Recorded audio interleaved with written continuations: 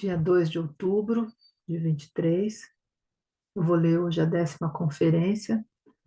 Eu vou iniciar a leitura nos 2 últimos parágrafos da 9ª conferência, que foi lida na semana passada. A primeira fase da vida infantil, até a troca da dentição, segue a suposição inconsciente de que o mundo é moral. A segunda fase, da troca de dentes até a puberdade, transcorre na hipótese inconsciente de que o mundo é belo. E é só com a puberdade que começa a disposição para achar também que o mundo é verdadeiro. É só então, portanto, que o ensino pode propor-se a assumir um caráter, entre aspas, científico. Antes da puberdade, não é bom conferir ao ensino um caráter simplesmente sistematizante ou científico, pois o homem só obtém um correto conceito íntimo da verdade quando atingiu a maturidade sexual. Desta forma, os senhores chegarão a um discernimento de que, com a criança em formação oriunda dos mundos superiores, o passado passa a viver no mundo físico, de que, tendo a criança consumado sua troca de dentes, o presente vive no escolar propriamente dito, e de que, então, o homem adentra aquela idade na qual os impulsos do futuro se fixam em sua alma, passado, presente e futuro, e dentro deles a vida. Isto existe também no ser humano em desenvolvimento.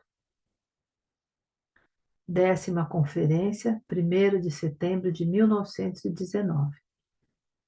Temos falado do ser humano do ponto de vista anímico e espiritual.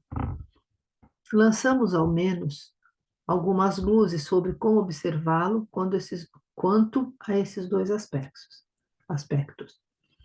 Teremos de complementar o que assim foi observado, efetuando uma conexão entre um ponto de vista espiritual, o anímico e o corpóreo, a fim de obter uma visão abrangente do homem e então passar a uma compreensão, a uma concepção também da corporalidade externa. Em primeiro lugar, evoquemos uma vez mais a memória, o que deve ser salientado sob diversos aspectos. O fato de o homem possuir formas diversas nos 3 membros do seu ser. Já salientamos como, em essência, a forma da cabeça é a forma da esfera. E como nossa forma craniana esférica reside o autêntico ser corporal da cabeça humana. Em seguida, chamamos atenção para o fato de o tórax do homem ser um fragmento de uma esfera, de forma que, ao desenharmos esquematicamente, damos à cabeça uma forma esférica, ao tórax uma forma lunar, e ficamos cônscios de que nessa forma lunar está contido um fragmento esférico em uma parte de uma esfera. Teremos, pois, de admitir que podemos completar a forma lunar do tórax humano. E só poderemos visualizar corretamente essa parte mediana da entidade do homem, o âmbito torácico humano, se o observarmos também como uma esfera, mas como uma esfera da qual apenas uma parte, uma meia-lua, é visível, sendo invisível a outra. Talvez os senhores concluam disto que naquelas antigas épocas em que se possuía, mais do que posteriormente, a capacidade de ver formas, não era sem razão que se falava do Sol relacionando-o com a cabeça e a Lua relacionando-o com a forma do tórax. E tal qual se vê da Lua, quando não está cheia apenas um fragmento esférico, também da parte mediana do homem se vê realmente apenas um fragmento na forma do tórax. Disso, os senhores podem concluir que a forma craniana do homem é, aqui, no mundo físico, algo relativamente acabado, mostrando fisicamente como tal. De certa forma, corresponde totalmente àquilo que parece ser, esconde o mínimo de si. Bom, eu só agora que eu me toquei que já tinha lido até aqui. Hoje estamos começando novamente. Eu comecei, então já reli o que foi lido, agora é que começa a leitura nova. Já o âmbito torácico do homem esconde muito de si, deixa invisível algo de sua natureza. É muito importante para o conhecimento da entidade do homem ter em mente que uma boa porção do tórax é invisível. Assim, podemos dizer que o tórax nos mostra de um lado para trás, sua corporalidade, e para frente se transpõe ao anímico. A cabeça é totalmente corpo. O tórax do homem é corpo para trás e alma para frente. Portanto, só trazemos um autêntico corpo em nós enquanto nossa cabeça repousa sobre os ombros. Temos em nós corpo e alma na medida em que destacamos nosso tórax corporal do todo torácico e deixamos-lo ser permeado e impregnado pelo anímico. Ora, é em ambas essas partes do homem, especialmente para observação exterior, que os membros estão inseridos. Nas duas partes do âmbito torácico, aí tem uma nota A. Então, convém lembrar que Steiner considera o abdômen, âmbito metabólico, como pertencente ao homem-membros, ou homem metabólico motor. Entenda-se aqui, pois, que o abdômen se inclui nessa inserção de membros no âmbito torácico. Então, voltando lá. A terceira é o homem-membros. Como podemos realmente entender o homem-membros? Somente tendo em mira que outras formas restaram da forma esférica, tal como no tórax. No caso do tórax, restou uma porção da periferia. No caso dos membros, restou mais ainda. Não, vou ler de novo. No caso do tórax, restou uma porção da periferia. No caso dos membros, restou mais algo do interior, dos raios da esfera, de forma que as partes internas da esfera estão inseridas como membros. Como eu já lhes disse várias vezes, não se chega a um resultado quando apenas se agrega uma coisa a outra esquematicamente. É preciso sempre entretecer uma à outra, pois é nisso que resiste o elemento vivo. Dizemos que o homem motor consiste nos membros, mas também a cabeça tem seus membros. Observando criteriosamente o crânio, os senhores constatarão que, por exemplo, os ossos do maxilar inferior e superior estão anexados a ele. Estão inseridos exatamente como membros. O crânio também possui seus membros, e como tais, lhe estão acopladas as maxilas, só que de maneira atrofiada. No restante do homem, os membros estão desenvolvidos em grande dimensão, e no crânio estão atrofiados, não passando realmente de formações ósseas. E existe ainda uma diferença. Observando os membros do crânio, ou seja, as maxilas superior e inferior, os senhores verão que, em essência, aí ocorre de o osso exercer sua atividade. Se concentrar a atenção nos membros anexados a todo o nosso corpo, ou melhor, na verdadeira natureza do homem-membros, terão de buscar o essencial no revestimento representado pelos músculos e pelos vasos sanguíneos. De certa forma, os ossos estão apenas inseridos em nosso sistema muscular e sanguíneo dos braços e das pernas. E, de certa forma, nas maxilas superior e inferior, os membros da cabeça, os músculos e os vasos sanguíneos se encontram totalmente atrofiados. O que significa isso? Vejam, no sangue e nos músculos reside a organização da vontade, como já ouvimos. É por isso que, para a vontade, foram desenvolvidos principalmente os braços e as pernas, as mãos e os pés. O que serve preferencialmente à vontade, sangue e músculo, foi até certo ponto subtraído dos membros da cabeça, pois neles deve ser cultivado aquilo que eu vou ler de novo. Vejam, no sangue e nos músculos resiste a organização da vontade, como já ouvimos. É por isso que, para a vontade, foram desenvolvidos principalmente os braços e as pernas, as mãos e os pés. O que serve preferencialmente à vontade, sangue e músculos, foi até certo ponto subtraído dos membros da cabeça, pois neles deve ser cultivado aquilo que tende ao intelecto, ao pensar cognitivo. Se quiserem, pois, estudar como a vontade se manifesta nas forças corporais exteriores do homem, estudem braços e pernas, mãos e pés. Querendo estudar como se manifesta a inteligência do mundo, estudem a cabeça como crânio, como estrutura óssea e como a ela se anexa uma axila superior, a inferior e qualquer outra coisa que na cabeça se assemelhe a membro. Em toda parte poderão considerar as formas exteriores como manifestações do interior. Sempre constatei que, para a maioria das pessoas, existe uma grande dificuldade em compreender que relação existe entre os ossos tubulares dos braços e das pernas e a calota craniana. Justamente para o professor, é bom adotar aqui um conceito que está distante da vida cotidiana. E com isso, chegamos a um capítulo muito, muito difícil, talvez o mais difícil para a imaginação, que temos que transpor nessas palestras pedagógicas. O senhor sabe que Goethe foi o primeiro a dedicar sua atenção à chamada teoria vertebral do crânio. O que quer dizer isto? Quer significar a aplicação da ideia da metamorfose ao homem e sua figura.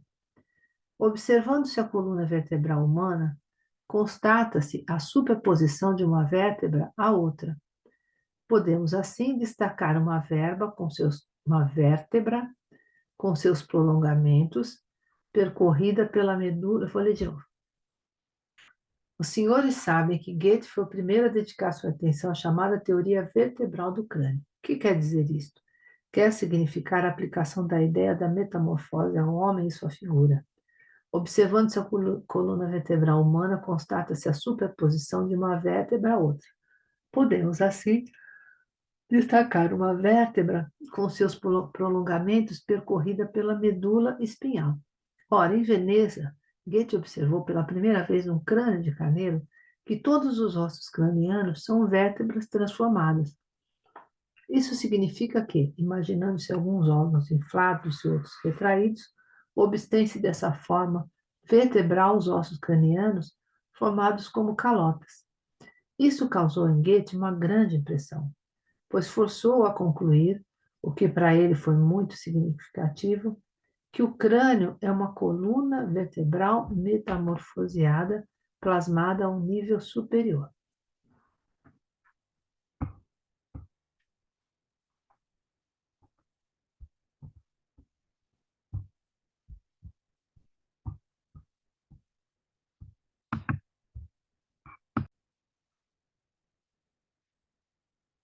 Pode-se constatar agora, de forma relativamente fácil, que os ossos cranianos derivam dos ossos vertebrais mediante transformação, mediante metamorfose. No entanto, fica muito difícil compreender também os ossos dos membros, mesmo sendo dos membros da cabeça, as maxilas superior e inferior. Goethe o tentou, mas ainda de modo exterior, como transformação, como metamorfose dos ossos vertebrais ou dos ossos cranianos. Qual é a razão? É que, na verdade, um osso tubular de qualquer região do corpo também é uma metamorfose, uma transformação do osso craniano, porém de maneira bastante especial. É relativamente fácil imaginar a vértebra da coluna transformada em osso craniano, pensando-se em algumas partes aumentadas e em outras diminuídas. Mas não é tão fácil deduzir os ossos tubulares dos braços ou das pernas, os ossos cranianos achatados. Para obter tal resultado, é preciso adotar um certo procedimento com relação a esses ossos tubulares. O mesmo que se adotaria ao vestir uma meia ou uma luva, ou seja, voltando inicialmente a parte de dentro para fora. Ora, é relativamente fácil imaginar como uma luva ou uma meia parece virado do avesso. O osso tubular, porém, não é tão uniforme. Não é tão fino a ponto de possuir igual estrutura por dentro e por fora. A estrutura interna é diferente da externa. Se construíssemos nossa meia, tornando-a elástica de forma a dar-lhe exteriormente um aspecto artístico com toda espécie de protuberâncias e reentrâncias, e então a virássemos no avesso, não obteríamos mais do lado de fora a mesma forma existente no interior. É preciso virar o lado de dentro para fora, de fora para dentro, e só então se evidencia a forma do osso craniano, de maneira que os membros humanos são não apenas ossos cranianos transformados, mas ainda virados do avesso. De onde vem isso? Vem do fato de a cabeça ter seu ponto central em algum lugar do interior de maneira concêntrica. Vou ler de novo. É preciso virar o lado de dentro para fora, de fora para dentro, e só então se evidencia a forma do osso craniano. De maneira que os membros humanos são não apenas ossos cranianos transformados, mas ainda virados do avesso. De onde vem isso? Vem do fato de a cabeça ter seu ponto central em algum lugar do interior de maneira concêntrica. Já o tórax não possui seu ponto.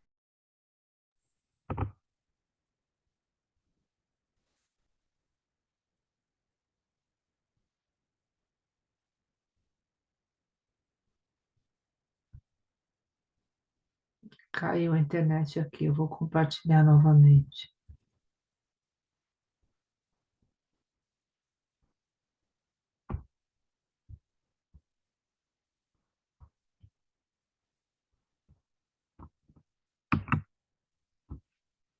É preciso virar o lado de dentro para fora ou de fora para dentro, só então se evidencia a forma do osso craniano, de maneira que os membros humanos são não apenas ossos cranianos transformados, mas ainda virados do avesso. De onde vem isso? Vem do fato de a cabeça ter seu ponto central em algum lugar do interior de maneira concêntrica. Já o tórax não possui seu ponto central no meio da esfera. Seu centro está bem afastado. Isso está demonstrado aqui no desenho de maneira apenas fragmentária, pois seria muito grande se desenhado totalmente. Portanto, o âmbito torácico tem seu ponto central bem distante. Eu vou mostrar esse desenho aqui no livro.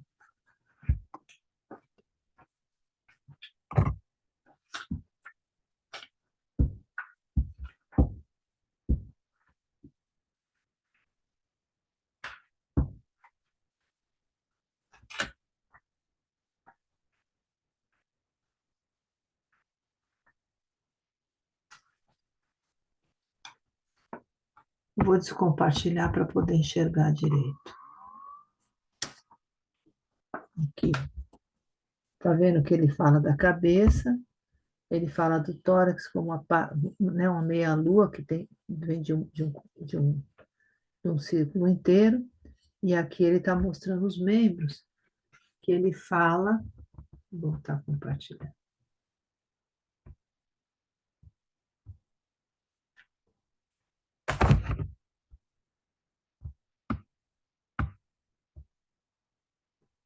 que ele fala do ponto central do tórax está bem distante. Quer dizer, que se é uma esfera, esse centro fica fora, né? Segundo esse desenho. Onde então o sistema dos membros tem o ponto central? Chegamos agora à segunda dificuldade. O sistema dos membros tem um ponto central em toda a periferia. Seu centro é uma esfera, portanto, o oposto de um ponto, uma superfície esférica. Na verdade, o ponto central está em toda parte. Por isso, podemos virar-nos para qualquer direção e de todas elas nos chegam raios, unindo-se conosco. O que está na cabeça irradia para o exterior. O que passa pelos membros unifica-se dentro de nós. Por isso, tive de dizer também nas outras conferências: os senhores devem imaginar os membros inseridos. Nós somos realmente todo o mundo. Só que aquilo que de fora quer penetrar em nós condensa-se em sua extremidade e torna-se visível. Uma parte bem ínfima do que somos torna-se visível em nossos membros, de forma que estes sejam algo corpóreo, mas apenas um ínfimo átomo daquilo que realmente existe no sistema dos membros do homem, espírito. Corpo, alma e espírito estão no sistema dos membros do homem. O corpo está apenas insinuado nos membros, mas também aí se encontra o anímico e ainda o espiritual, que no fundo abrange todo o universo. Poderíamos agora fazer um outro desenho do homem. O homem é inicialmente uma gigantesca esfera que abrange o universo, depois uma esfera menor e, por fim, uma esfera mínima. Só esta última se torna totalmente visível. A intermediária o é apenas parcialmente. E a esfera maior se torna visível apenas em suas irradiações na extremidade, ficando invisível o restante. Assim, o homem é plasmado em sua forma a partir do universo. E, por sua vez, no sistema mediano, no sistema do tórax, temos a associação do sistema da cabeça e do sistema dos membros. Se observarem a coluna dorsal com as inserções das costelas, os senhores verão que é uma tentativa de fechar-se na frente.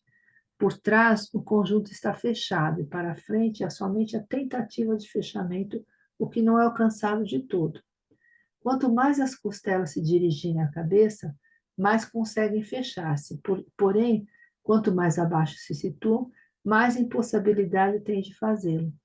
As últimas já não se encontram, pois sofrem atuação contrária daquela força que vem de fora para os membros. Dessa conexão do homem com todo o macrocosmo, os gregos tiveram ainda uma consciência bastante forte. E os egípcios a conheciam muito bem, só que de forma algo abstrata. Observando essas esculturas egípcias, ou ainda mais antigas, é possível constatar a manifestação desse pensamento do cosmos. Não se compreendem os feitos dos homens de épocas antigas quando não se sabe que eles empreenderam o que correspondia à sua crença. A cabeça é uma pequena esfera, uma miniatura do corpo cósmico. Os membros são uma porção desse grande corpo cósmico que penetra com seus raios na figura humana. Os gregos tiveram uma ideia bela, harmonicamente desenvolvida desse fato, e por isso eram bons escultores, bons cinzeladores. E ninguém ainda hoje pode inteirar-se realmente da arte plástica dos homens sem tornar-se consciente dessa relação do homem com o cosmos. Do contrário, estará sempre apenas imitando exteriormente as formas da natureza. E tem mais uma figura que eu vou ver qual que é para compartilhar. Aqui.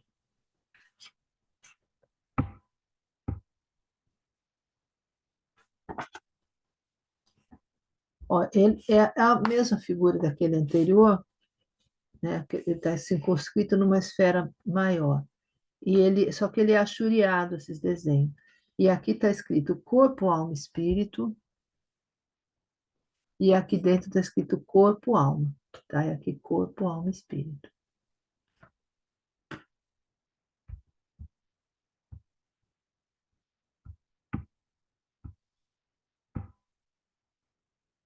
Ora, pelo que eu lhes disse, os senhores reconhecerão que os membros estão mais inclinados para o mundo e a cabeça mais para o homem individual.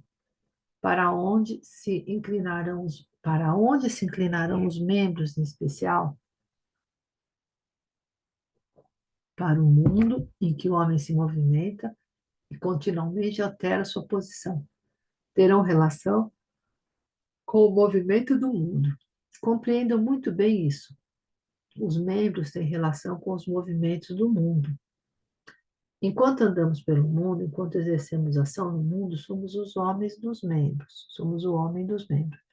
Ora, que tipo de função tem a cabeça diante do movimento do mundo? Ela repousa sobre os ombros, conforme eu já lhes disse, de um outro ponto de vista. Tem também a tarefa de continuamente levar o movimento do mundo ao repouso dentro de si. Querendo colocar-se com seu espírito dentro da cabeça, os senhores podem realmente fazer desse ato uma imagem, supondo que por um momento estivessem sentados no interior de um trem. Este estaria avançando e os senhores se sentariam tranquilamente em seu interior. É assim que sua alma se senta dentro da cabeça, que se deixa transportar pelos membros e calmamente aí dentro leva o movimento ao repouso. Mesmo que os senhores possam deitar-se ao viajar de trem, vindo a repousar, esse repouso é no fundo uma inverdade, pois no trem, talvez num carro-leito, os senhores correm pelo mundo. Apesar disso, tem a sensação de repouso. É assim que a cabeça tranquiliza em nós aquilo que os membros realizam no mundo como movimento. E o âmbito torácico situa-se no meio, intermediando o movimento do mundo exterior e aquilo que a cabeça leva ao repouso. Vou ler de novo. Mesmo que os senhores possam deitar-se ao viajar de trem, vindo a repousar, esse repouso é no fundo uma inverdade, pois no trem, talvez num carro-leito, os senhores correm pelo mundo. Apesar disso, têm a sensação de repouso.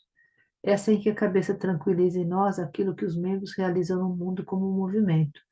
E o âmbito torácico situa-se no meio, intermediando o movimento no mundo exterior e aquilo que a cabeça leva ao repouso.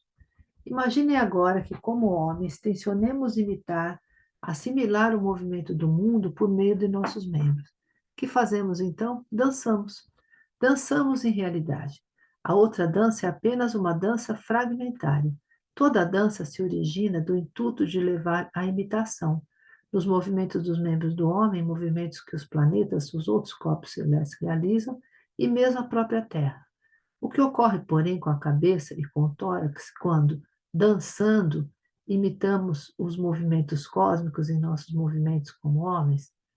Vou ler de novo a pergunta. O que ocorre, porém, com a cabeça e com o tórax, quando, dançando, imitamos os movimentos cósmicos em nossos movimentos como homens? É como se os movimentos que realizamos no mundo estancassem na cabeça e no tórax, não podendo transmitir-se à cabeça através deste último, pois a cabeça repousa sobre os ombros e não deixa os movimentos transmitirem-se à alma. A alma tem de participar dos movimentos em repouso pelo fato de a cabeça repousar sobre os ombros, que faz então, começa a refletir aquilo que os membros executam dançando. Começa a resmungar quando esses realizam movimentos irregulares. Começa a sibilar quando os tais movimentos são regulares e começa a cantar quando os membros executam os harmônicos movimentos cósmicos do universo. É assim que o movimento dançante exteriorizado se transforma, interiorizando-se no canto e no elemento musical. A fisiologia dos sentidos jamais compreenderá a sensação se não tomar o homem como ser cósmico. Dirá sempre que lá fora estão os movimentos do ar e que o homem percebe os sons interiormente. Não sendo possível saber como os movimentos do ar e os sons se relacionam. Vou ler de novo. A fisiologia dos sentidos jamais compreenderá a sensação se não tomar o homem como ser cósmico. Dirá sempre que lá fora estão os movimentos do ar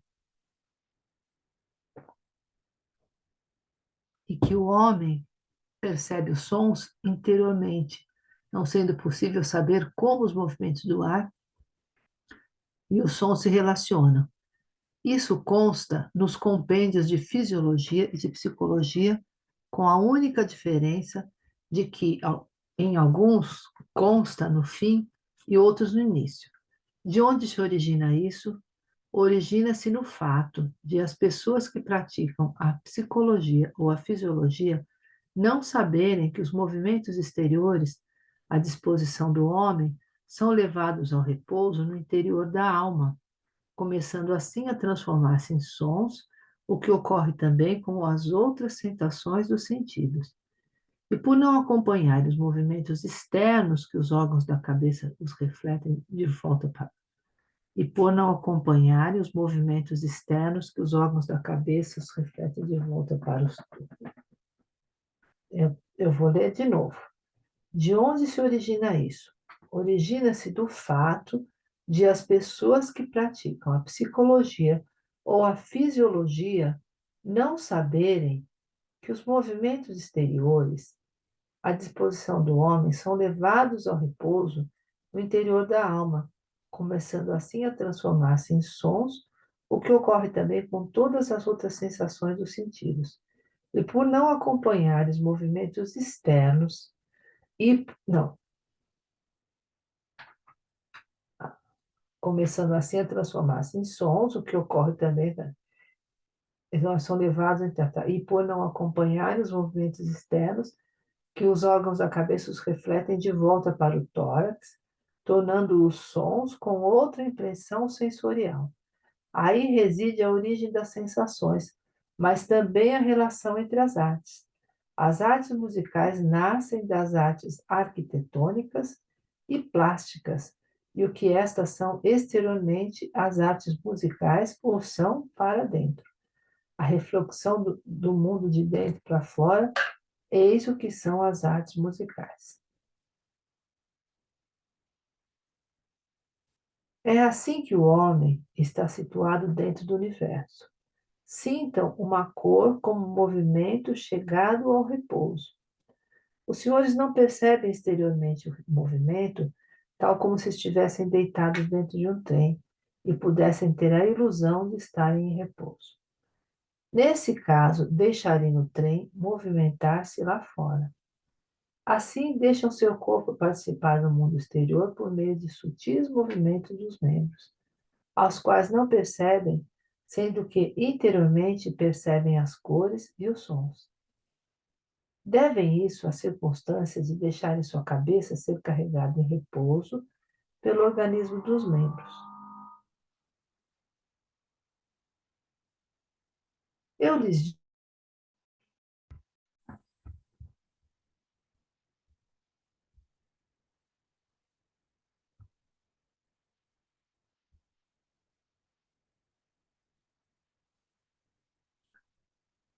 eu lhes disse que esse assunto, ora abordado, é um tanto difícil. Essa dificuldade provém do fato de nada absolutamente ser feito em nossa época para a compreensão dessas coisas. Por meio de tudo aquilo que hoje assimilamos como instrução, cuida-se para que as pessoas permaneçam ignorantes de coisas como as que lhes apresentei hoje.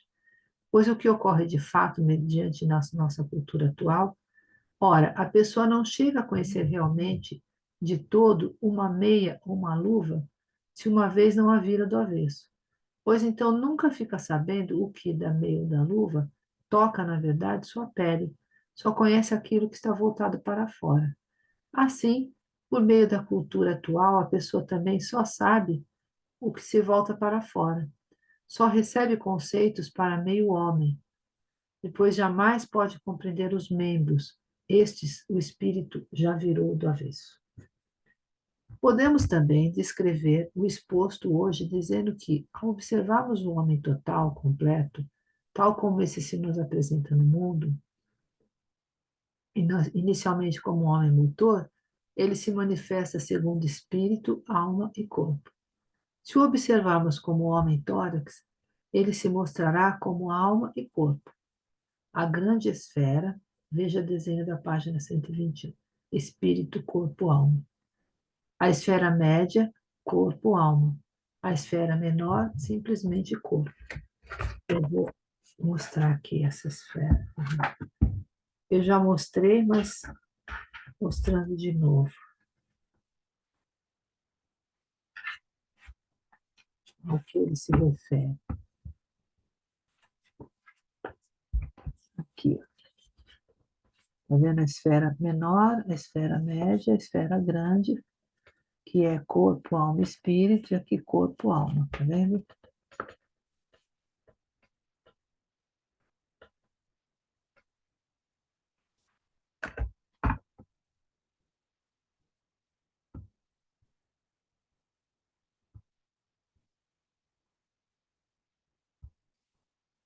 No concílio do ano 869, os bispos da Igreja Católica proibiram a humanidade de saber algo sobre a esfera grande. Declararam ser dogma da Igreja Católica a existência apenas da esfera média e da esfera menor, sendo o homem composto apenas de corpo e alma, e contendo esta apenas sua qualidade como algo espiritual, o que afirma sua natureza também. Peraí. Declararam ser dogma da Igreja Católica a existência apenas da esfera média e da esfera menor, sendo o homem composto apenas de corpo e alma e contendo esta apenas sua qualidade esta a alma, sua qualidade como algo espiritual, o que afirma a sua natureza também espiritual de um lado. Para a cultura derivada do catolicismo no Ocidente, desde o ano 869, o espírito não existe mais. Abolindo-se, porém, a relação com o espírito, foi abolida a relação do homem com o mundo. Cada vez mais, o homem foi inserido em sua esfera do eu. Por isso, a própria religião se tornou sempre mais egoísta. E hoje vivemos numa época em que é preciso, por assim dizer, novamente aprender, a partir da observação espiritual, a relação do homem com o espírito e, consequentemente, com o mundo. Quem tem realmente a culpa por havermos percebido o materialismo, por havermos recebido o materialismo científico? A culpa principal de tal advento cabe à Igreja Católica, que no ano 869, durante o Concílio de Constantinopla, aboliu o espírito. O que sucedeu realmente nessa época? Observe a cabeça humana. No âmbito dos fatos do suceder universal, esta se desenvolveu de tal forma que hoje é o mais antigo componente no homem. A cabeça originou-se primeiro. A cabeça originou-se primeiro de animais superiores e remontando-se mais longe a animais inferiores. Com relação à nossa cabeça, descendemos do mundo animal. Aí nada cabe dizer, a cabeça é apenas um animal mais desenvolvido. Nós retrocedemos ao mundo animal inferior quando queremos buscar os antepassados de nossa cabeça.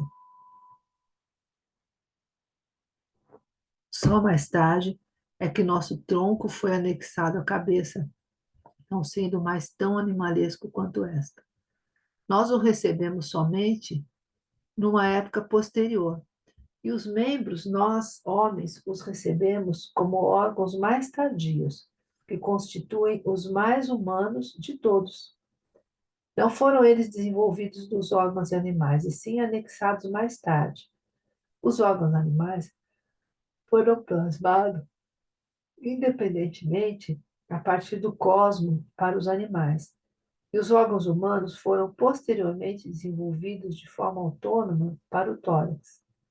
Mas, tendo ocultado da consciência do homem sua ligação com o universo, a verdadeira natureza de seus membros, a Igreja Católica transmitiu às épocas seguintes apenas um pouquinho do tórax e principalmente da cabeça, do crânio. E então o materialismo chegou à conclusão de que o crânio descende dos animais, passando a dizer que todo homem descende do animal, quando na verdade os órgãos do tórax e dos membros só foram desenvolvidos mais tarde. Foi justamente escondendo do homem a natureza de seus membros, sua relação com o universo, que a Igreja Católica fez com que a época materialista posterior incorresse na ideia apenas significativa para a cabeça e, no tanto, aplicada por ela a todo homem. Na verdade, a Igreja Católica é a criadora do materialismo, nesse âmbito da teoria da evolução. É especialmente ao atual professor de jovens que cabe saber tais coisas, pois ele deve ligar seu interesse àquilo que se passou no mundo e sabê-lo a partir de seus fundamentos. Procuramos hoje esclarecer que nossa época veio a tornar-se materialista, começando com algo bem diferente, com a forma esférica e lunar e com a forma radial dos membros. Isso significa que iniciamos com o que aparentemente é bem oposto, a fim de compreender um grandioso, imponente fato histórico-cultural. Entretanto, é necessário que, especialmente o professor, que em outra situação nada consegue fazer com o adolescente, esteja em condições de entender os fatos culturais a partir dos fundamentos. Então, ele assimilará algo necessário caso queira educar corretamente, a partir do seu íntimo e através das relações inconscientes e subconscientes com a criança. E só então terá o devido respeito pela figura humana, vendo em todas elas relações com o macrocosmo. Seu modo de ver essa figura humana será diferente de quando ele vê no homem apenas um animalzinho, um corpo animal um pouco melhor desenvolvido. Hoje, no fundo, o professor, entregando-se por vezes a ilusões em sua cachola, encara seu semelhante com a clara consciência de que o ser humano em crescimento é um pequeno animalzinho que ele precisa desenvolver um pouco mais do que a natureza já desenvolveu. Ele se sentirá diferente se disser: Eis um ser humano, do qual emano relações para com todo o universo, e em cada criança individual tenho algo, caso eu trabalhe para isso, faça algum esforço, significativo para o universo inteiro. Estamos na sala de aula. Em cada criança reside um centro do universo, um centro do macrocosmo. Essa sala de aula é o ponto central, formando mesmo vários pontos centrais para o macrocosmo. Imagine o que significa isso quando sentido vividamente. Como a ideia do universo e sua relação com o homem se transforma num sentimento que santifica cada uma das medidas pedagógicas. Sem possuir tais sentimentos a respeito do homem e do universo, não chegamos a ensinar sério e corretamente. No momento em que temos tais sentimentos, estes se transferem às crianças através de ligações subterrâneas. Em outro contexto, eu lhes disse que é sempre maravilhoso ver como os fios alcançam placas de cobre dentro da Terra e esta passa a conduzir eletricidade sem fios. Se os senhores entram na escola apenas com sentimentos humanos egoístas, então precisam de todos os fios possíveis, as palavras, para entendermos, para entender-se com as crianças. Se tiverem os grandes sentimentos cósmicos desenvolvidos por ideias tais como as que acabo de expor, então haverá uma conexão subterrânea com a criança. Os senhores se unirão à criança. Nisto reside algo de misteriosas relações entre os senhores e o todo discente. É de tais sentimentos que também deve ser erigido o que chamamos de pedagogia. A pedagogia não pode ser uma ciência, deve ser uma arte. E onde existe uma arte, e onde existe uma arte que se possa aprender sem viver constantemente em sentimentos, no entanto, os sentimentos nos quais é preciso viver para exercer aquela grande arte da vida, que é a pedagogia, esses sentimentos que é preciso ter em vistas, a pedagogia. Só se acendem pela observação do macrocosmo e de sua relação com o homem. Terminada a 10ª conferência, são 20h54, eu não vou ler a 11ª, vou deixar para a próxima, e quero colocar aqui que quem assistir esse vídeo, por favor, faça um comentário, deem um like, porque eu tenho feito esse estudo sozinha e gostaria de ter um retorno. É bem estranho ler sozinha, mas eu tenho observado que as pessoas têm assistido. Então dá um feedback para mim, por favor, tá bom? Agradeço. Boa noite.